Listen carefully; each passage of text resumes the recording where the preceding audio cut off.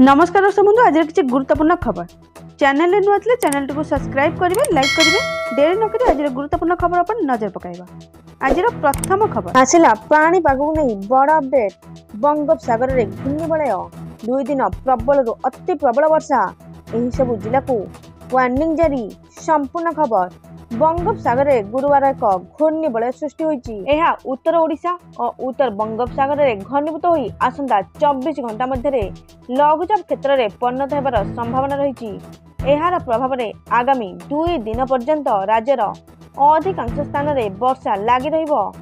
एपरिक प्रबल अति प्रबल वर्षा है बोली भारतीय पाणीपाग विभाग सूचना।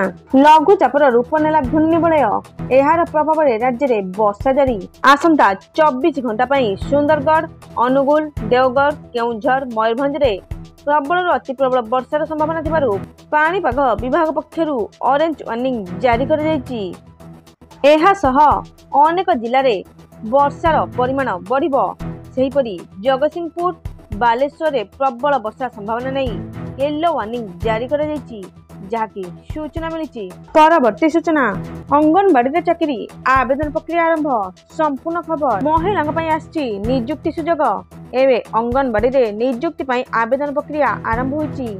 मौलिक शिक्षा आधार में यही नियुक्ति प्रदान कर नियुक्ति भल रोजगार करें महिला आशायी। एठारे निज योग्यता बल महिला माने चाकरी पाइपारे।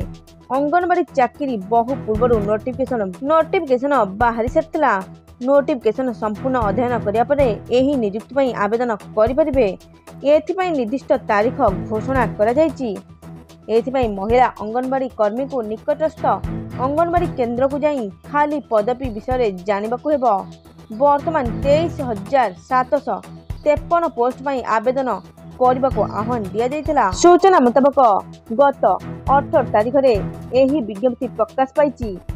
आसंता अगस्त 16 तारीख पर्यंत आशायी माने एही नियुक्ति आवेदन करें। जहाँकि सूचना मिली परवर्ती सूचना एसएससी रे पूरण हेबो अनेक पदवी सुजोग पाइबे 12 पिला। संपूर्ण खबर सरकारी चाकरी अपेक्षा करथिया प्रार्थी सुवर्ण सुजोग। जदि आपण सरकारी चाकरी करबा को चाहुचंदी तेबे आपण पई एही खबर। सरकारी चयन आयोग एसएससी एने विज्ञप्ति प्रकाश करिछि। एही विज्ञप्ति अनुसार अनेक गुड़िया पदवी पूरण हेबार अछि। एही नियुक्ति माध्यम एसएससी रे स्टेनोग्राफर ग्रेड सी एवं ग्रेड डी पदवी पूरण हेबो। एने ऑनलाइन माध्यम आवेदन करने को पड़िबो। उभय पुरुष और महिला आवेदन करें। द्वादश पास करथिया पिला एहार सुजोग नहीं पारिबे। एही नियुक्ति माध्यम 2000 रु अधिक पदवी पूरण हेबार अछि। योग्य और आग्रही प्रार्थी माने एसएससी रो ऑफिशियल वेबसाइट ssc.government.in को जाई आवेदन करें।